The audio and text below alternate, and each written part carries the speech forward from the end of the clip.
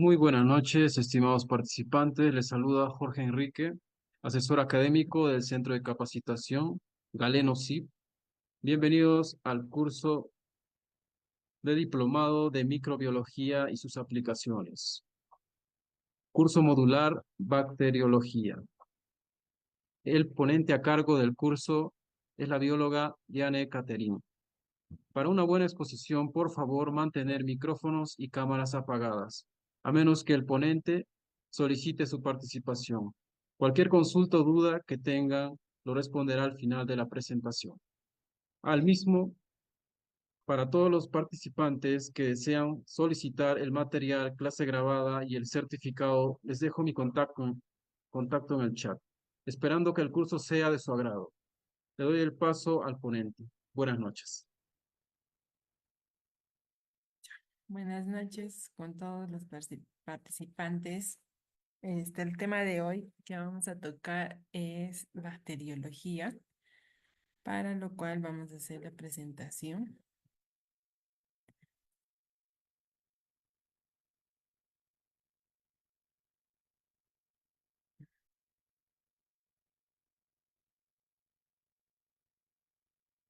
Ya, como les había dicho, el tema de hoy es bacteriología, ¿no?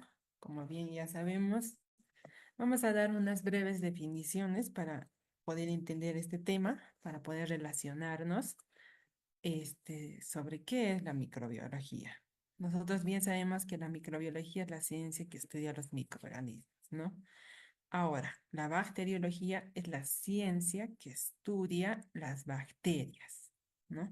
Es una parte de la microbiología que estudia la acción patógena de las bacterias, estudia su metabolismo, su genética, sus medios de vida y sobre ellos actúa y también, gracias a hacer el metabolismo, su genética, vamos a poder nosotras combatirlas, ¿no?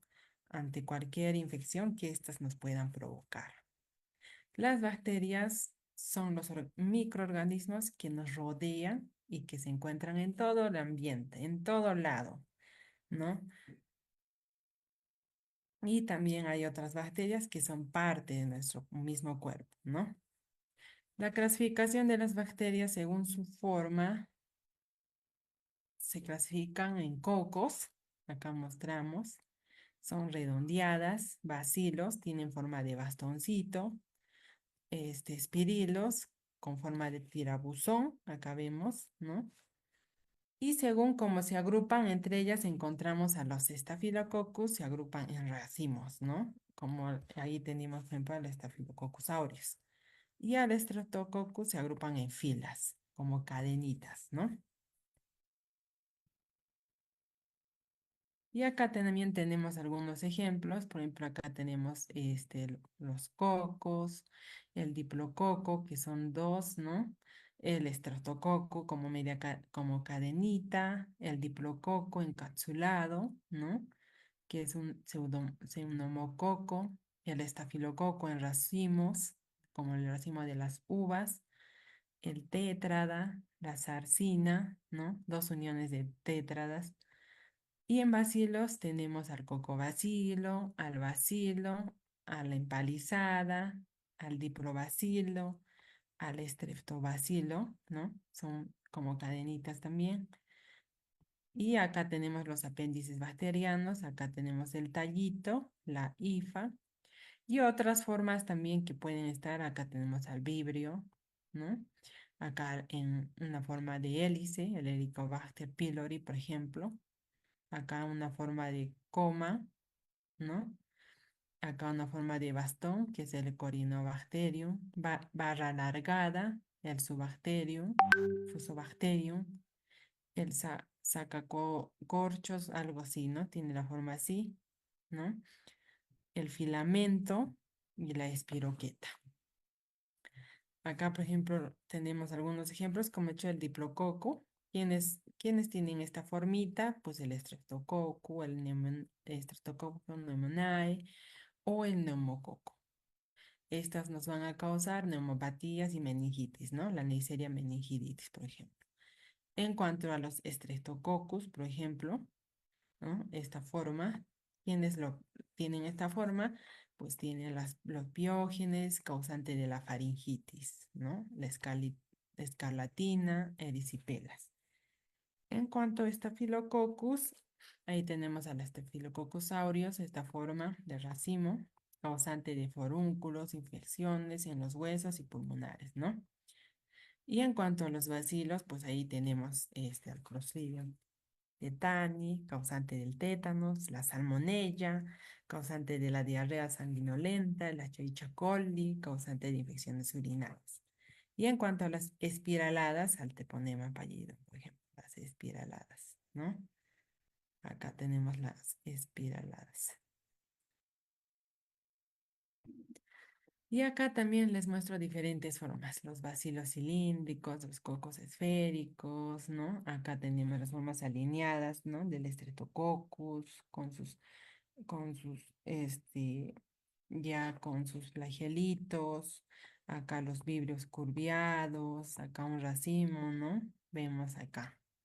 La clasificación según sus flagelos, acá tenemos a los monotricos, lofotricus, ¿no? Monotricos, lifotricos. Estas tienen movimiento lento, generalmente en línea recta van a movilizarse, ¿no? Acá tenemos a los anfitricos también, ¿no? Y a los peritricos que en todo lado están con flagelitos. Acá, estas, ¿no? Acá. Tienen un movimiento rápido, ¿no? Y se van a poder sostener en cualquier lugar, ¿no? Ay, caramba, me perdí. Según no, me pasé, ya está. Y vamos a ver algunas formas de cómo podemos nosotros, según identificar a estas bacteritas, ¿no? Ahí vemos, por ejemplo, según la tinción de Gram, ¿no? Con la tinción de Gram, por ejemplo, vamos a poder identificar las Gram positivas y las Gram negativas, ¿no? Las Gram positivas se observan de color violeta debido al colorante cristal violeta y las Gram negativas pierden el cristal violeta y se ven de color rosado, ¿no? Esta diferencia ocurre gracias aquí a la pared celular, ¿no? Acá vemos un poquito, por ejemplo, mira, las Gram positivas. Es no, también una clasificación, porque ahí vamos a dividirlas en Gram positivas y Gram negativas, ¿no? Según la forma ya hemos visto, según los flagelos también, y ahora tinción. Entonces acá vemos, ¿no? Las Gram positivas tenemos al Staphylococcus aureus, dentro de las Gram negativas al Escherichia coli, ¿no? Y para hacer, por ejemplo, la tinción de Gram, primero el primer paso, ¿qué es? Primero vamos a nosotros hacer un extendido, ¿no? De la muestra, ya sea una muestra de esputo, ¿no? Después vamos a tener que añadir el cristal violeta, seguidamente la solución yodada. Vamos a tener que lavar con un poco de agüita, dejar que se seque, luego poner el decolorante. Después dejar unos 30 segundos, otra vez mojar, limpiar con agua, dejar que seque y colocar la safranina. Y ahí vamos a diferenciarlas. Acá tenemos un poquito de la estructura básica de las bacterias, ¿no? Acá la bacteria está conformada, por ejemplo, por la cápsula, ¿no? La cápsula, su pared celular, que es muy importante. Gracias a esta vamos a diferenciar nosotros si es una gran positiva, gran negativa, de acuerdo a la tinción. El DNA, los pilis, su ribosoma, ¿no? Sus flagelos, ¿no? Su membrana plasmática y su citoplasma. Acá tenemos, por ejemplo, unos cuantos ejemplos de lo que es el citoplasma. El citoplasma, en el citoplasma se encuentran todas las enzimas necesarias para la división, ¿no? Para el metabolismo bacteriano. En la membrana citoplasmática es la capa más interna compuesta por las proteínas y los fosfolípidos, ¿no? Sus funciones son la permeabilidad selectiva y transporte de sólidos, ¿no? En la pared celular, como les he dicho, le da forma a la bacteria y su composición varía entre ellas, ¿no? Ahí vamos a distinguir si es gram positiva o gram negativa, de acuerdo a cómo se tiñe. La cápsula es una cubierta de grosor variable, formada habitualmente, ¿no? Por unidades de polisacáridos, proteínas. Le otorga resistencia, protección a la bacteria, ¿no? Y no todas las bacterias tienen cápsulas, ¿no? Algunas. Los flagelos son apéndices filamentosos, su función es el desplazamiento. Gracias a estas las bacterias van a poder desplazarse, van a hacer movimientos, ¿no? Los pilis son estructuras más delgadas y cortas, actúan como órganos de fijación. Estas se van a encargar de que la bacteria se pueda fijar en cualquier, ¿no? Este órgano donde esté, quizás esté dentro de nuestro organismo y gracias a estas se van a fijar. El crecimiento y multiplicación, la multiplicación celular es una consecuencia directa, ¿no? Del crecimiento y da lugar en el caso de las bacterias o colonias. Estas se van a reproducir mediante el sistema de reproducción asexual, denominada la división binaria, ¿no? Ahí vamos a ver, ¿no? Y aquí tenemos, por ejemplo, el modo de reproducción de las bacterias. Acá vemos, ¿no? Cómo es primero la bacteria se va a dividir. Acá tenemos la bacteria. Seguidamente ya se está dividiendo, ¿no? El cromosoma, ¿no? El cromosoma está replicándose. Aquí ya se ha formado, ¿no? Ya se han dividido en dos, ¿no? Aquí ya están a punto de separarse, ¿no? De formar dos. Entonces acá ya pasa, las membranitas ya se están recortando prácticamente. Y acá ya tenemos dos bacterias, ¿no? Dos bacterias. Entonces su división es rápida, ¿no? Es rápida. Algo muy importante, que los microorganismos patógenos son los que pueden causarnos enfermedades y los no patógenos son los que nos rodean pero no causan enfermedades, ¿no?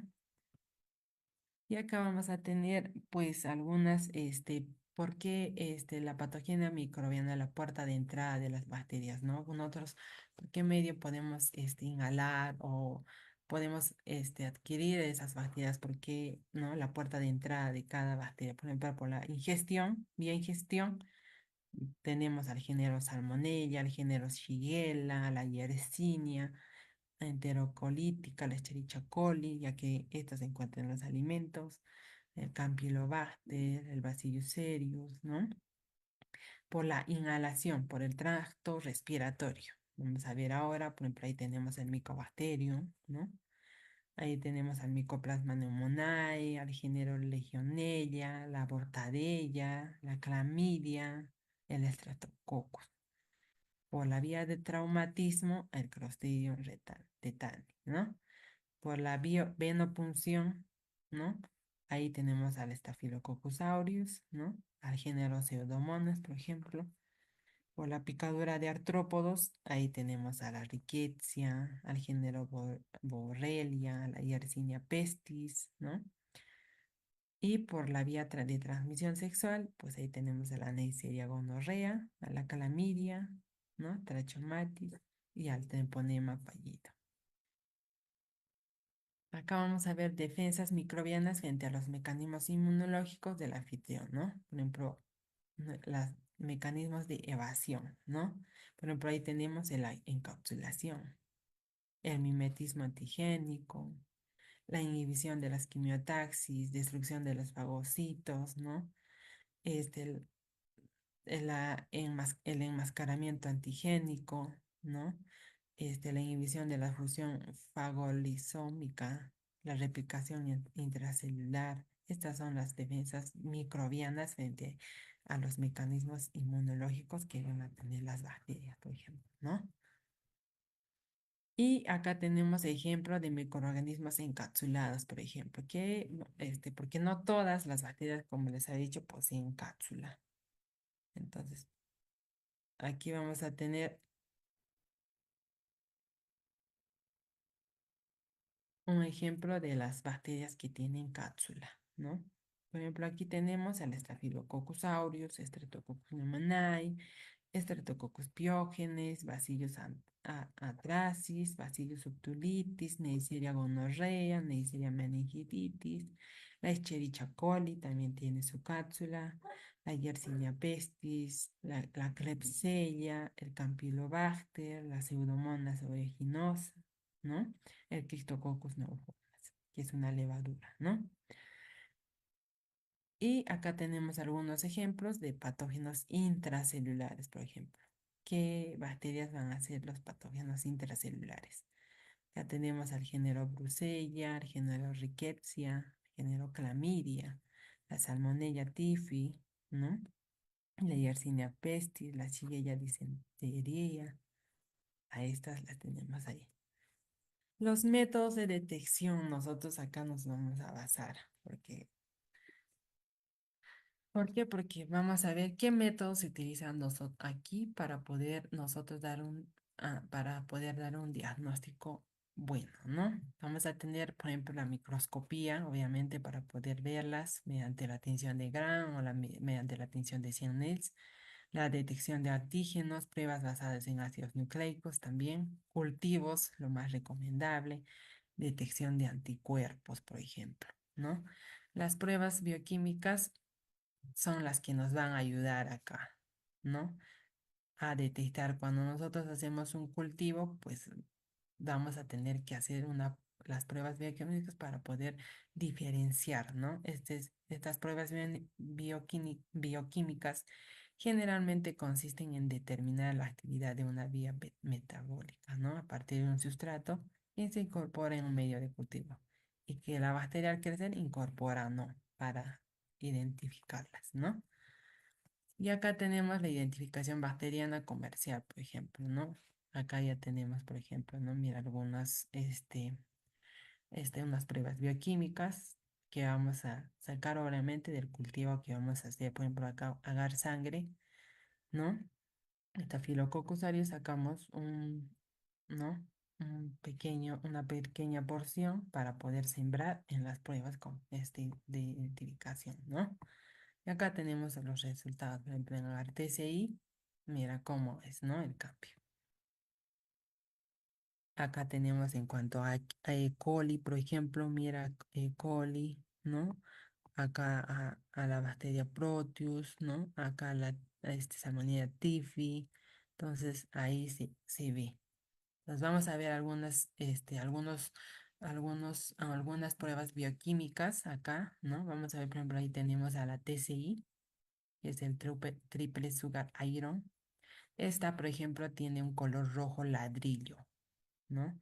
Inhibidores no va a tener el indicador rojo de fenol.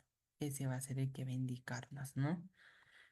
Y en los sustratos principales que esta tiene es la lactosa, sacarosa, la glucosa, ¿no? En sustratos secundarios, el tiosulfato, sódico, pretona, citrato férrico. Y para nosotros poderla sembrar, el método más adecuado es por picadura profunda, con aguja, ¿no? Con una asa de gele, pero tipo agujita, ¿no? Y luego se siembra por estría en el pico, acá, ¿no? Acá. Se hace la siembra por picadura y acá estría. Y acá los resultados van a poder producir un color viraje de color rojo amarillento, ¿no? La lactosa ocurre en la parte superior, sacarosa en la parte intermedia y glucosa en la parte profunda, ¿no? El tiosulfato es reducido, ¿no? Quien reacciona con el citrato férrico monacal para dar formación del sulfuro de fierro, que es el color negro. Acá vemos, ¿no? En este medio se busca determinar la capacidad de la bacteria, por ejemplo, para degradar los azúcares, la formación de gas, ¿no? Y acá vemos, por ejemplo, un control, por ejemplo, se fermenta la glucosa, por ejemplo. Entonces acá tenemos nuestro controlcito porque obviamente vamos a ver acá, mira, en este tubito no el control. En el uno por ejemplo, salió negativo, en el 2 positivo, en el 3 positivo porque estamos viendo, ¿no? En el 4 negativo y en el 5 negativo, ¿no? Entonces Así se hace de acuerdo a la fermentación de la sacarosa, por ejemplo, porque acá en la glucosa en la parte profunda va a dar, ¿no? La glucosa en la parte profunda. En cuanto a la sacarosa, igual, ¿no? Negativo en la uno, en la 2 negativo, todo negativo, ¿no? En la sacarosa. Y en la lactosa, en el control negativo, es obviamente negativo, en la uno negativo, en la 2 negativo, en la 3 negativo, en la 4 positivo, la sacarosa, en la parte intermedia, ¿no? Y en la 5 negativo. Entonces, así vamos a ver. Y de acuerdo a la producción de gas, por ejemplo, acá, en la 3 nomás va a haber producción de gas positivo, ¿no?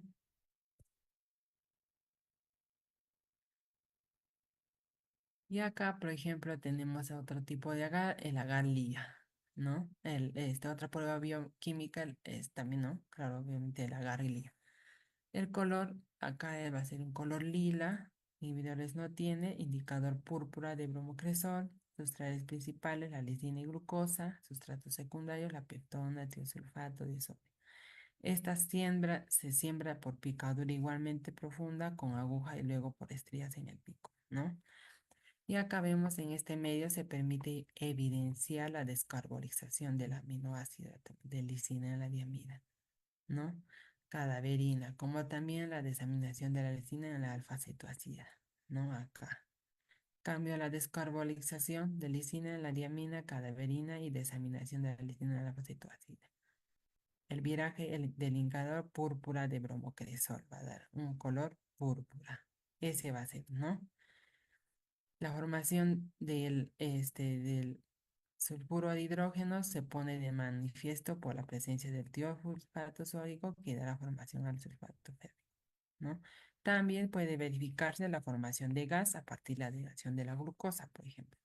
Y acá tenemos la lisina descarboxilasa. Acá tenemos su controlcito, ¿no? Y en la uno, por ejemplo, de acuerdo a la lisina descarboxilasa, va a dar positivo, ¿no? Porque mira, acá sí tiene ese colorcito, ¿no? De púrpura bromocresol. En la 2 también, pero en la 3 casi nada, ¿no? Entonces, negativo, ¿no? Y en la formación de gas, que también es muy importante, acá tenemos el control. Obviamente este es el control, así. En la uno negativo, ¿no? En la 2 va a ser positivo, ¿no? Positivo. Y en la 3 también, porque mira, acá ha formado gas, ¿no? Acá igual, aquí igual, ¿no? Entonces, así.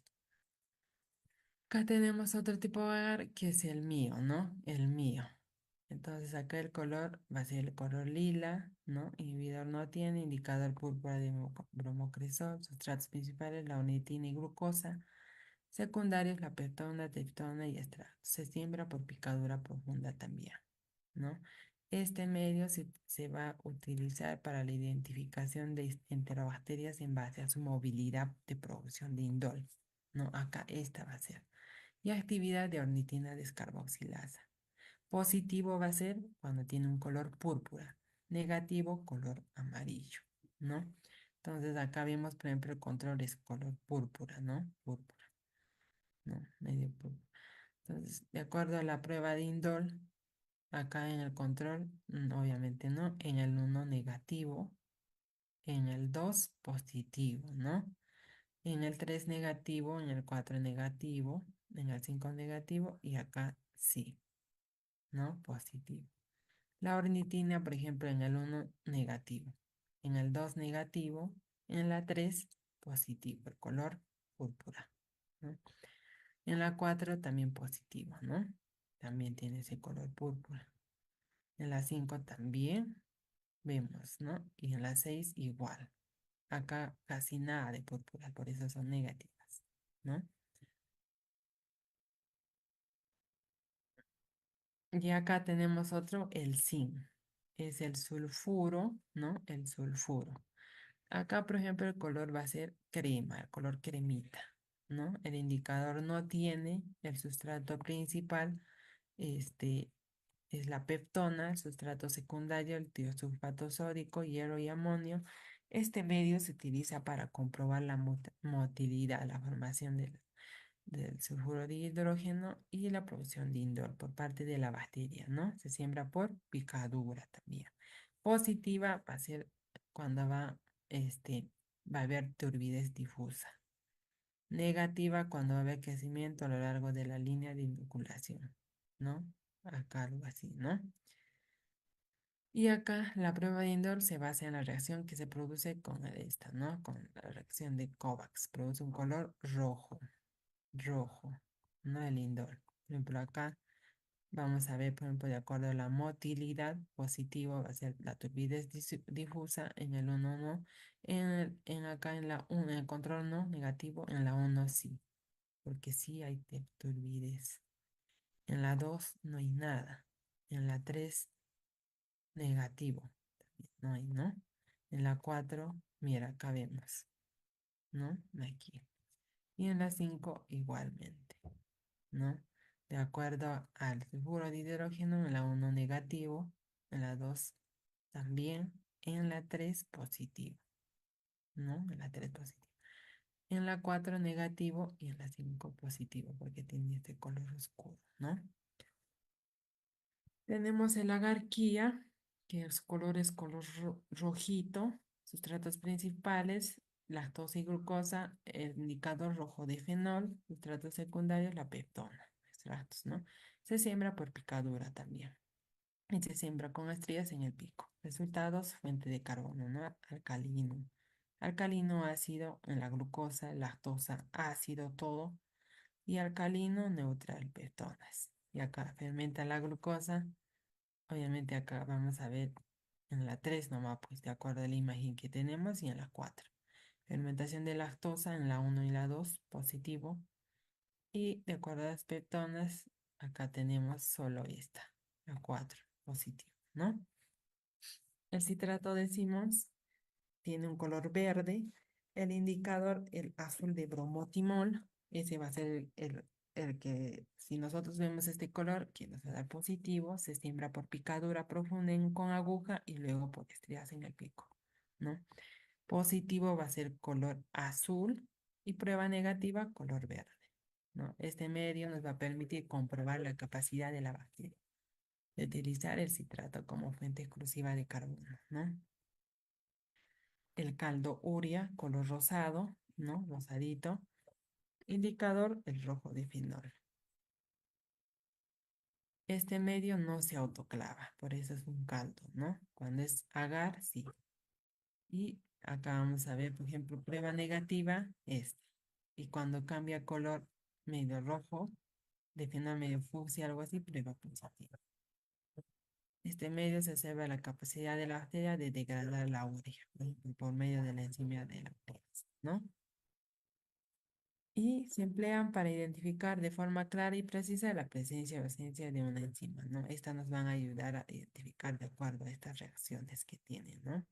Las pruebas de identificación. Y acá vamos a hablar un poco de los medios de cultivo diferencial. Vamos a tocar algunas pruebas de identificación rápidas, rápidas. Acá tenemos la prueba de la catalasa. ¿Qué es la catalasa, por ejemplo? La catalasa es una enzima que descompone el peróxido de hidrógeno, ¿no? En agua y oxígeno. El fundamento de esta prueba, ¿no? Es que la catalasa es una homoproteína, ¿no? Cuyo grupo prostético está formado por cuatro átomos. Esta prueba sirve para comprobar la presencia de la enzima catalasa en preparaciones de microorganismos. Nos permite diferenciar géneros en cuanto a qué bacterias, al Streptococcus, Micrococcus, el Streptococcus que es una gran negativa, el Micrococcus que es una gran positiva, Staphylococcus gran positiva, el Bacillus es un gran positivo, el Clostridium gran negativo, Corynebacterium gran positivo, ¿no? ¿Para qué nos sirve esta prueba?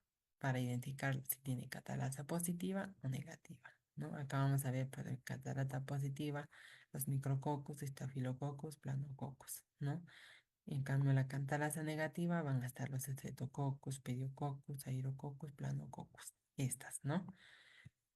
Y esta se usa con mucha frecuencia para diferenciar miembros de la familia Micrococcosae, por ejemplo, acá hemos visto, y de la Streptococcosae.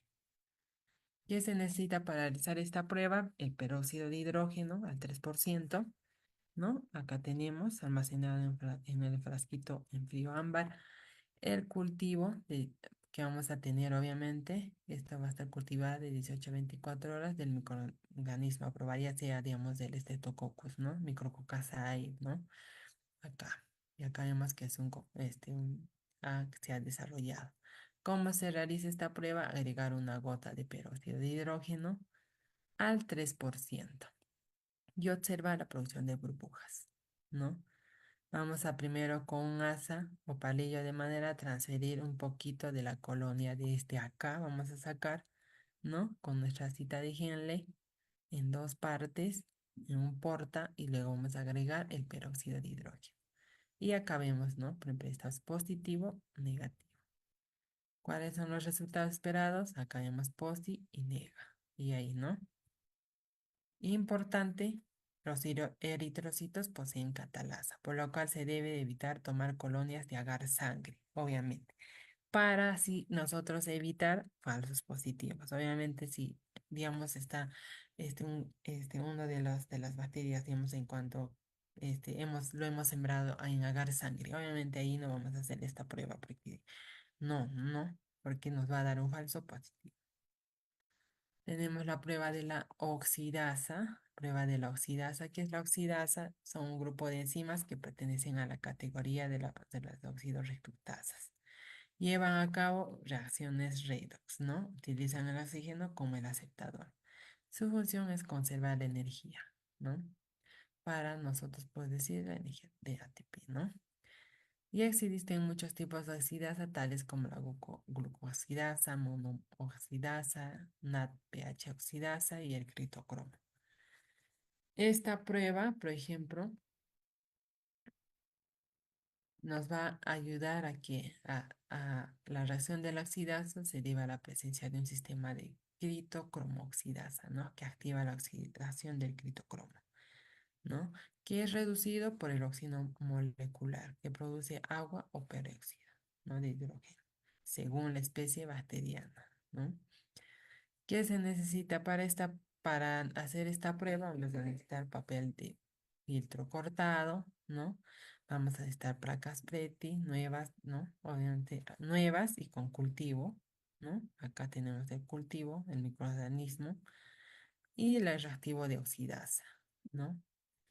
¿Y para qué nos sirve esta prueba? Es muy útil para diferenciar, por ejemplo, el pseudomonas o neiserias, ¿no? Y las enterobacterias, por ejemplo.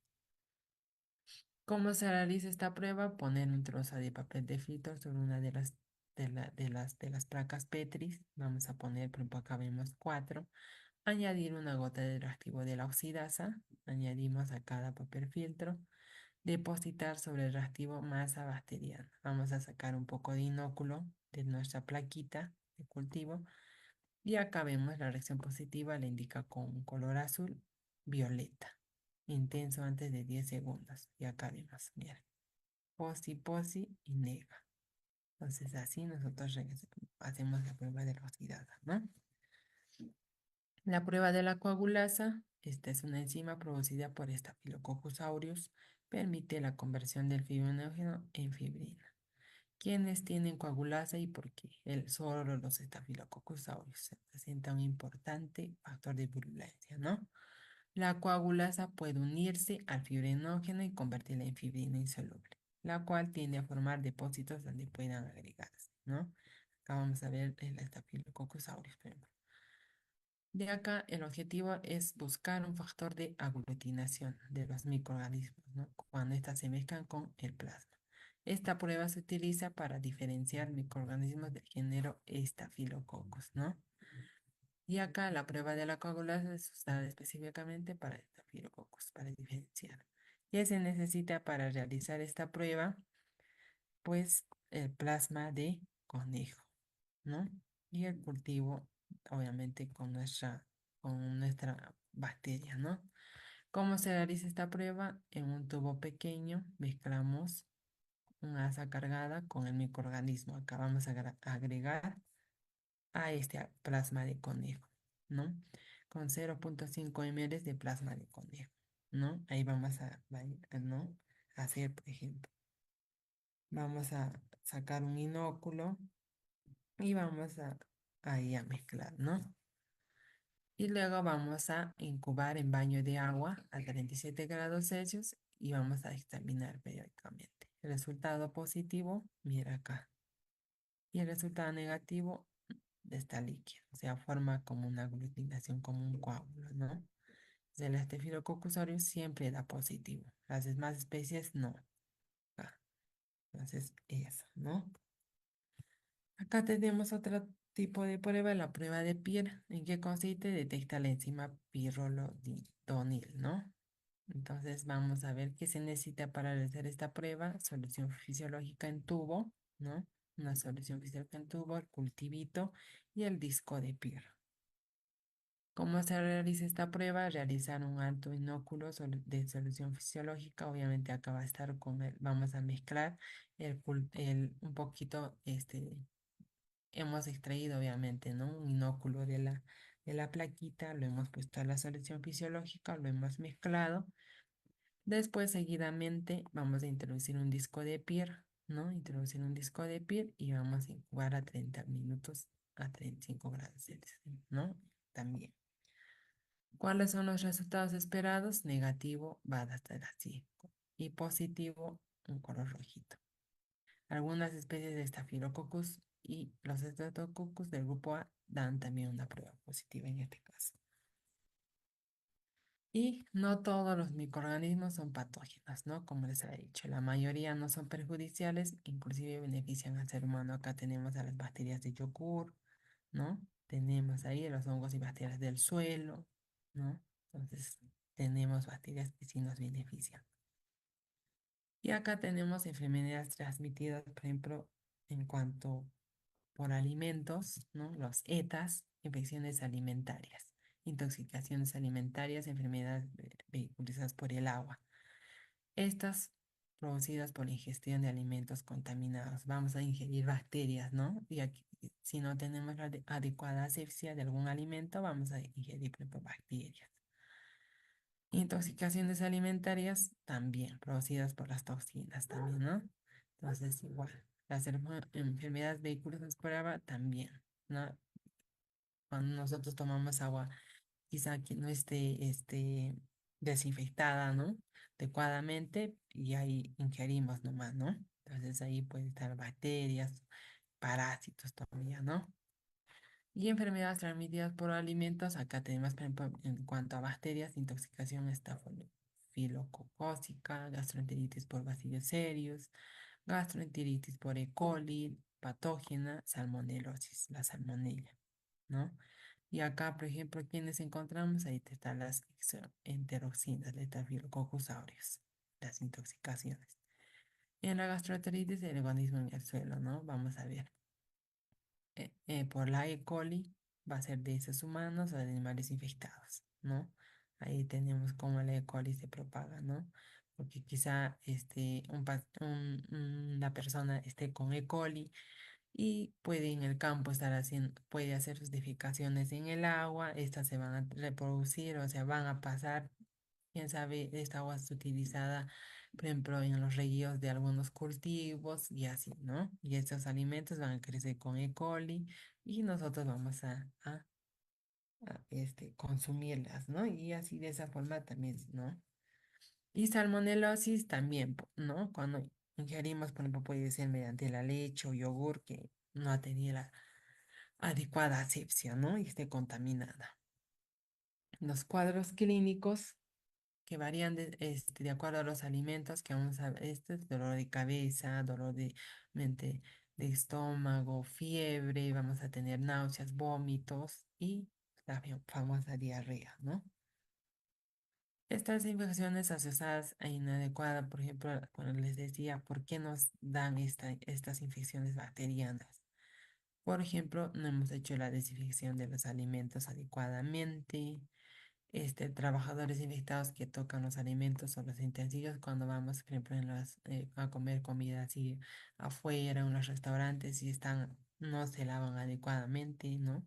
No se lavan las manos, no lavado adecuado de alimentos, manejo inadecuado de residuos de desecho, cocción deficiente de los alimentos, a veces no lo hacen cocer en el tiempo el agua también, ¿no? Hacerlo servir, no eliminación de las aguas residuales, contaminación cruzada. Entonces, gracias a esto, a todo esto, nosotros nos infectamos y adquirimos infecciones bacterianas. Y es más que todo esto se da en los niños, ¿no? Ellos están casi con esto de la infección bacteriana casi, ¿no? Seguido, ¿no? Al mes era uno o a veces hasta dos, porque están ellos tocando cada cosa y metiéndose a la boca cada cosa que levantan del suelo, ¿no? Y con esto hemos terminado la exposición de hoy. Espero que haya sido de su agrado, ¿no? Y si hay alguna pregunta, lo puedan realizar.